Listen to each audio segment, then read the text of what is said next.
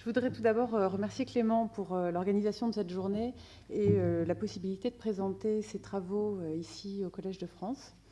Donc, ces travaux résultent d'une collaboration assez étroite et forte entre deux laboratoires. Donc, le laboratoire d'optique et biosciences, ici en particulier l'équipe de Marie-Claire Chantelain, donc, qui sont situés à l'École Polytechnique dans le sud de Paris, et donc le laboratoire de chimie de la matière condensée de Paris. Donc, brièvement, pour vous présenter un petit peu l'organisation de ma présentation, donc, je vais parler de la structure du collagène, de son auto-assemblage en particulier, assez vite, puisqu'il en a été question ce matin à plusieurs reprises.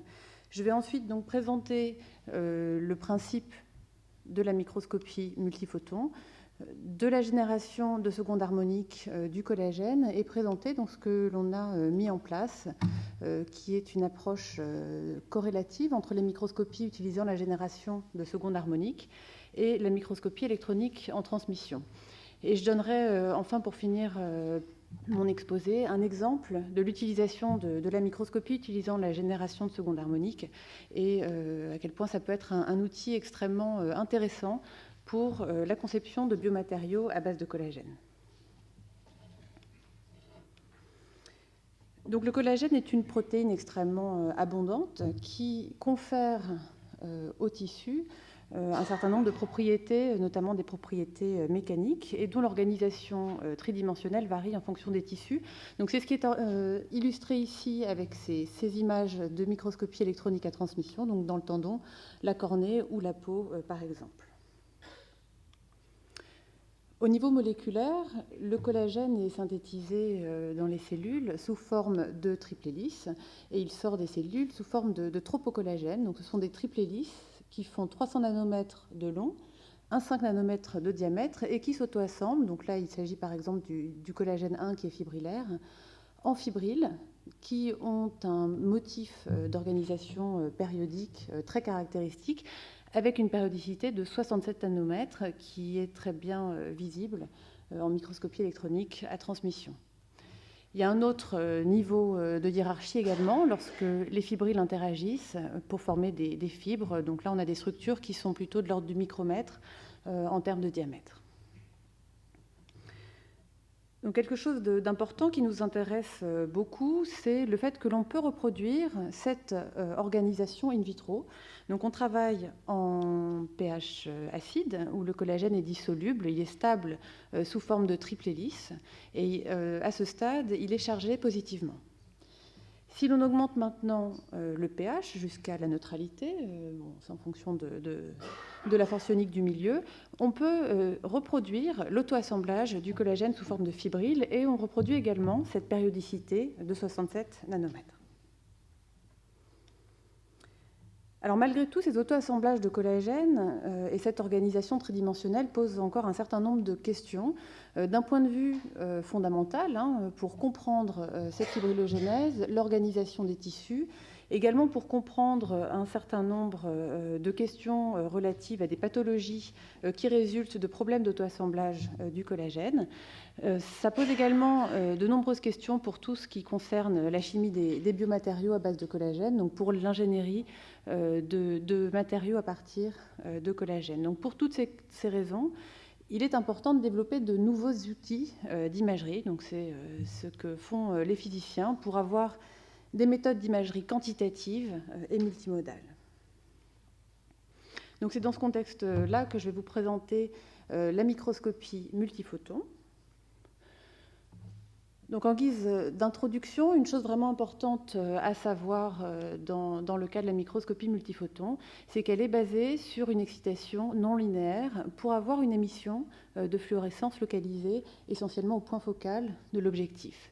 C'est-à-dire que si on a par exemple ici le dispositif plus conventionnel d'un microscope à fluorescence, ici on a besoin de l'absorption d'un photon pour exciter un fluorophore et produire une émission d'un photon de fluorescence. Dans le cas qui nous intéresse ici, il est possible d'avoir l'absorption de 2 photons d'énergie d'excitation équivalente pour produire donc ce qu'on appelle une émission, une fluorescence excitée à 2 photons. Donc c'est ce qu'on appelle 2 PEF, donc c'est les initiales en anglais. Et cette intensité de fluorescence de PEF va varier avec le carré de l'intensité d'excitation. Et c'est ce comportement non linéaire qui est vraiment à la base de la localisation tridimensionnelle de la fluorescence, qui ne peut avoir lieu qu'au point focal, là où on a une intensité d'excitation particulièrement élevée et une excitation extrêmement confinée. Alors généralement, la microscopie de PEF est couplée à un autre mode de contraste qui utilise donc la génération de seconde harmonique ou SHG. Donc ces deux microscopies de PEF et SHG tirent profit de signaux endogènes en ce qui concerne la de PEF, donc avec des chromophores cellulaires, et en ce qui concerne la SHG, donc tirent profit d'un signal extrêmement spécifique du collagène fibrillaire. Donc c'est ce que je vais présenter dans quelques instants. Alors de façon extrêmement schématique et résumée, on peut voir ici les avantages et les inconvénients de la microscopie multiphotons. En ce qui concerne les avantages, c'est une microscopie qui est particulièrement peu invasive, qui offre des capacités d'imagerie 3D et qui est extrêmement spécifique donc, du collagène fibrillaire. En revanche, on est bien sûr limité par la résolution optique et la nature cohérente et non linéaire du signal rend la quantification des signaux extrêmement complexe. Donc on a ici une reconstruction 3D d'une artère murine avec en rouge donc les signaux de fluorescence excités à 2 photons, donc qui proviennent principalement de l'élastine, et en vert donc la SHG spécifique du collagène. Juste pour avoir des repères avec les techniques de microscopie qui sont couramment utilisées pour étudier donc les tissus collagéniques ou les matériaux à base de collagène. Bien sûr, la microscopie électronique en transmission reste complètement inégalable en termes de résolution, mais aussi bien le thème que l'histologie sont des techniques extrêmement invasives pour l'étude des tissus. Donc, je vais présenter maintenant la microscopie utilisant la génération de seconde harmonique, donc la SHG. C'est un processus cohérent, non linéaire, de second ordre, qui n'a pas lieu dans tous les milieux. D'un point de vue, à l'échelle moléculaire, ce qui est important, c'est qu'on a besoin d'électrons polarisables, donc d'une hyperpolarisabilité de second ordre non nulle, et c'est ce que l'on a ici avec ces électrons délocalisables, avec la liaison peptidique dans les tissus. Donc en fait, cette liaison peptidique est vraiment la source principale de génération de seconde harmonique dans les tissus biologiques. Si maintenant on regarde l'échelle d'interaction entre molécules, ici on a représenté schématiquement 2 molécules qui interagissent de façon parallèle. On va avoir une amplification cohérente du signal, donc une intensité amplifiée de façon très efficace. Si maintenant ces 2 molécules interagissent de façon non parallèle, on a des interférences destructives et donc on a une extinction totale du signal.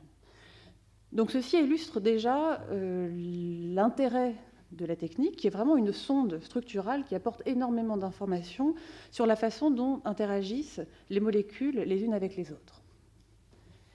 Ceci illustre également le fait que la génération de seconde harmonique a lieu dans des systèmes, dans des milieux non centrosymétriques, avec une distribution dense d'harmonophores. Alors les règles que je viens de vous énoncer ici sont valables à tous les niveaux hiérarchiques d'organisation du collagène, c'est-à-dire qu'on va avoir une amplification efficace et cohérente dès lors qu'on a donc des liaisons peptidiques qui sont alignées d'une façon parallèle et non centrosymétrique, aussi bien au niveau de la triple hélice de collagène qu'au niveau de la fibrille ou de la fibre.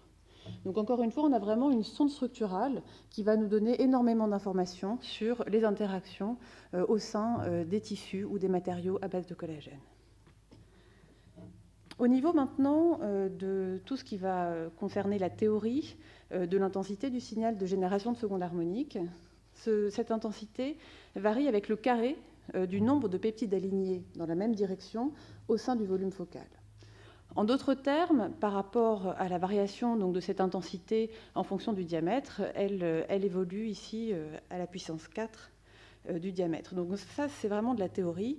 Et il est très important, et c'est ce à quoi on s'est intéressé, d'avoir une validation expérimentale pour mieux comprendre l'intensité du signal SHG et donc avoir plus d'informations sur la structure du collagène au sein des tissus, au sein de nos biomatériaux. Alors pour faire cette calibration, ici, pour calibrer l'intensité du signal SHG en fonction du diamètre des fibres, donc ça, cette question-là a posé deux problèmes expérimentaux. Le premier, c'est qu'il faut avoir un panel de fibrilles avec un diamètre contrôlé, en tout cas avec des diamètres différents. Et ça, c'est des choses que l'on sait assez bien faire dans une certaine gamme, disons. Donc on travaille avec des fibres qui vont de quelques dizaines de nanomètres à 200-250 nanomètres en taille. Donc on part de collagène soluble en milieu acide, donc on augmente la fibrillogénèse en milieu dilué pour avoir des fibrilles isolées. La deuxième question que ça pose, pour avoir donc une mesure vraiment quantitative, c'est qu'il est vraiment important de pouvoir mesurer l'intensité du signal SHG et le diamètre des fibres sur exactement le même objet. Donc c'est pour ça qu'on a mis en œuvre donc cette approche corrélative de microscopie couplant la SHG et la microscopie électronique à transmission. Donc dans ce cas-là, on utilise des grilles de microscopie qui ont des repères. Et donc, on est sûr d'être toujours au même endroit et toujours même sur le même objet avec les deux dispositifs de microscopie. Alors, le protocole, il s'agit ici donc de partir de collagène soluble en milieu acide que l'on met sous vapeur d'ammoniac quelques heures donc pour initier la fibrillogénèse. On dépose ensuite une goutte de cet échantillon sur une grille de microscopie électronique. Donc, on ne fait absolument rien d'autre, il n'y a aucun marquage. On ajuste donc quelques fibrilles sur cette grille thème. On laisse cette grille sécher à l'air libre. On procède d'abord à l'imagerie SHG, puis à la microscopie électronique en transmission. Et on obtient donc ce genre d'image. À gauche, sur ces deux panneaux, on a donc les images de microscopie électronique, de microscopie utilisant la génération de seconde harmonique. Et à droite, donc la microscopie électronique en transmission. On voit bien ici sur ces images qu'on peut vraiment observer exactement la même zone, exactement le même objet. D'un côté, on va compter le nombre de photons de SHG, et de l'autre, on va mesurer le diamètre de la fibrille. Donc là, on est sur des grandissements extrêmement faibles en microscopie électronique. C'était vraiment juste pour montrer qu'on travaille vraiment sur les mêmes objets. Mais on peut bien sûr augmenter le grandissement pour s'assurer qu'on travaille sur une fibre unique, et qu'on ne regarde pas les contributions SHG d'un ensemble de fibres et mesurer des diamètres précisément. Donc on a fait ces corrélations, ces mesures sur à un certain nombre d'endroits sur une fibrille, sur différentes fibrilles, sur différentes grilles de microscopie, pour avoir donc toute une gamme de données pour permettre donc cette corrélation entre l'intensité SHG et le diamètre des fibrilles. Les résultats de ces expériences montrent deux choses. Tout d'abord, la sensibilité de notre setup SHG, de notre dispositif SHG, où l'on a pu effectivement détecter un signal SHG pour une fibre ayant un diamètre aussi petit que 30 nanomètres. Donc ça, c'était assez remarquable, vu qu'on est quand même 10 fois plus petit que la résolution optique. Donc ça correspond à peu près à 1 million de liaisons peptidiques. Le deuxième résultat important ici est le fait qu'on a pu effectivement calibrer le nombre de photons de SHG avec le diamètre des fibrilles et que ça s'ajuste très bien avec une variation du nombre de photons avec le diamètre à la puissance 4. Donc on a pu vraiment avoir une validation de notre approche, de l'approche théorique, et qui est due et qui illustre encore une fois le fait que la SHG est extrêmement sensible, est une technique extrêmement sensible, du fait de l'alignement parallèle des triples hélices à l'intérieur d'une fibrille au sein du volume focal. Alors pour finir sur cet aspect, de façon importante, on a pu également utiliser cette calibration dans un tissu intact qui est la membrane de Descemet, dans le cas de rats diabétiques. Alors dans ce cas-là, on a une approche plutôt statistique sur laquelle on a appliqué notre calibration thème SLG, parce que du fait des problèmes de préparation d'échantillons pour la microscopie électronique sur des tissus, on n'a pas pu étudier exactement les mêmes tissus, les mêmes fibrilles en thème et en SHG, mais de façon statistique, on peut complètement corréler d'un côté le diamètre des fibrilles et de l'autre donc les photons que l'on peut compter sur les images SHG. Voilà, je vais maintenant passer à la dernière partie de cet exposé en donc présentant un exemple de conception d'un biomatériau à base de collagène et en illustrant justement à quel point la SHG peut apporter des informations extrêmement précises sur l'organisation du collagène en temps, de façon dynamique, dans les biomatériaux à base de collagène. Alors ici, on a donc c'est de la microscopie électronique à balayage. C'est une image qui se veut un petit peu représentative d'un certain type de système qu'on développe dans l'équipe. Il s'agit ici d'un hydrogel de collagène dans lequel on a incorporé des particules inorganiques, en l'occurrence des particules de silice. Alors pourquoi faire ces matériaux qu'on va appeler hybrides, puisqu'ils mélangent une composante organique et une composante inorganique? C'est justement pour tirer profit de ces deux composants, en termes d'un côté pour la partie biologique de biocompatibilité, de biofonctionnalité, et pour la partie inorganique en termes de stabilité chimique, mécanique et de propriétés optiques, par exemple, en fonction des particules que l'on incorpore dans le matériau.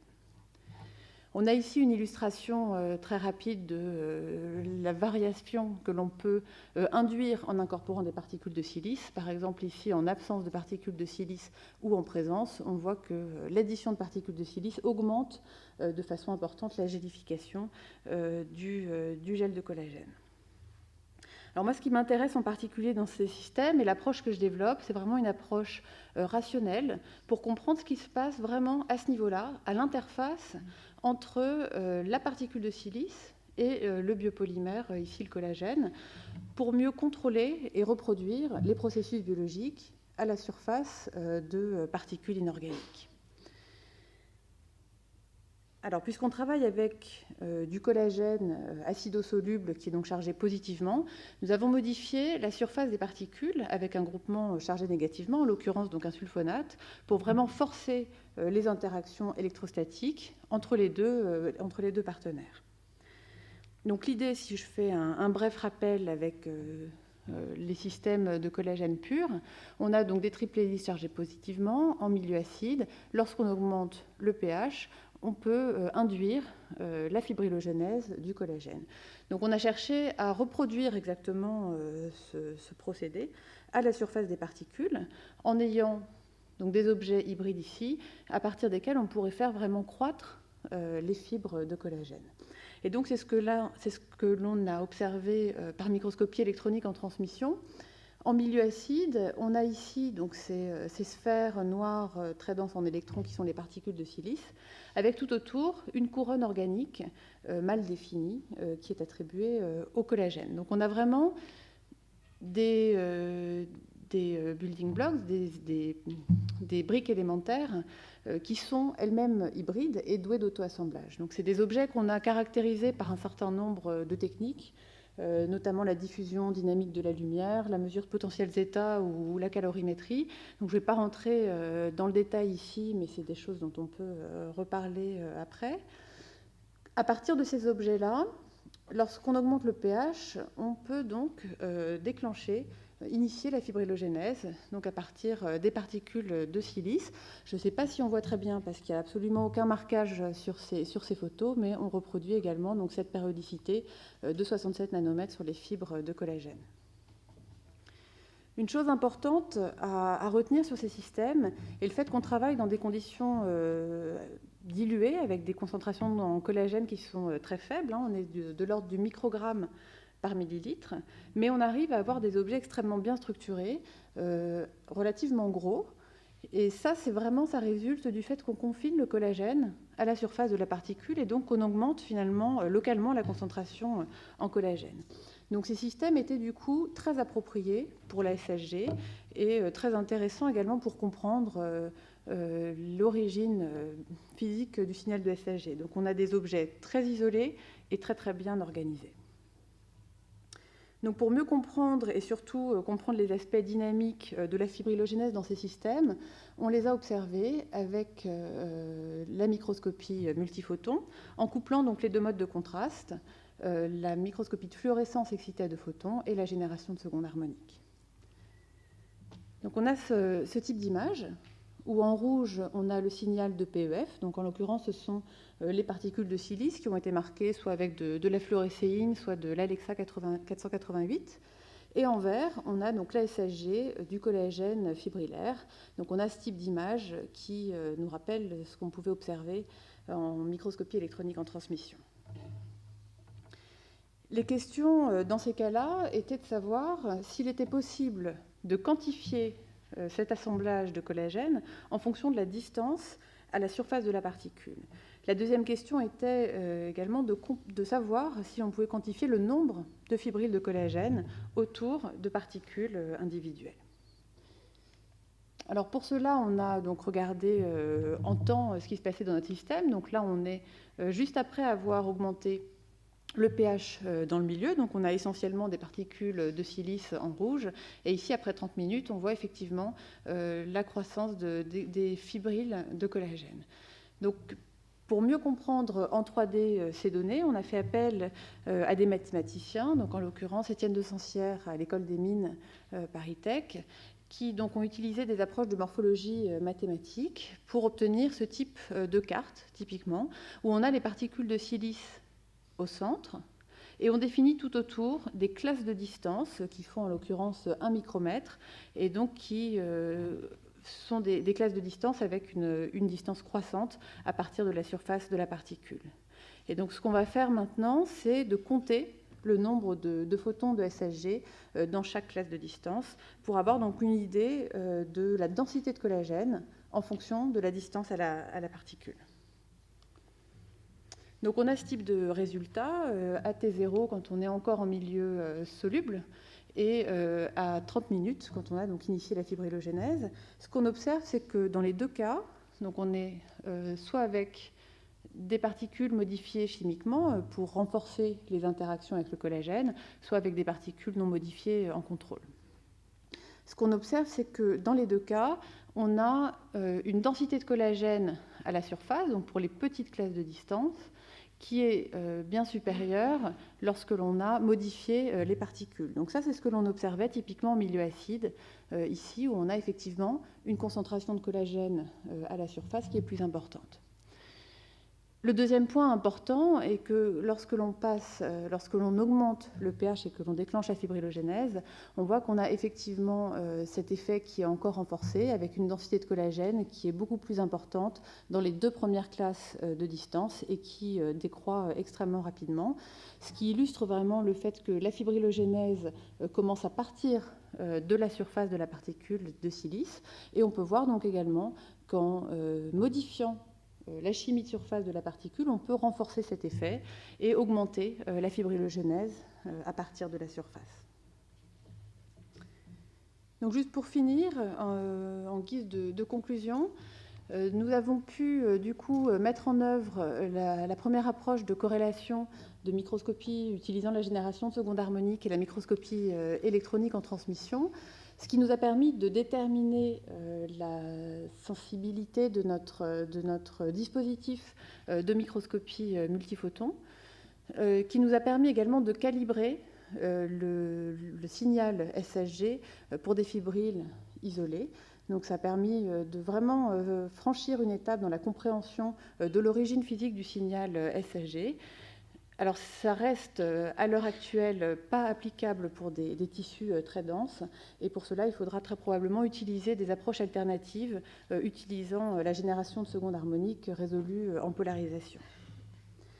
Voilà, en ce qui concerne la conception de biomatériaux à base de collagène, l'utilisation de ces deux modes de contraste, de PEF et en particulier la SSG, a vraiment permis de regarder ce qui se passait in situ en temps, donc en termes de fibrillogénèse du collagène à la surface des particules, à différentes échelles. Et donc avec ces deux modes de contraste, ce qui est particulièrement intéressant dans notre cas, où on travaille avec des objets hybrides et où on a une composante inorganique qu'on peut du coup également suivre.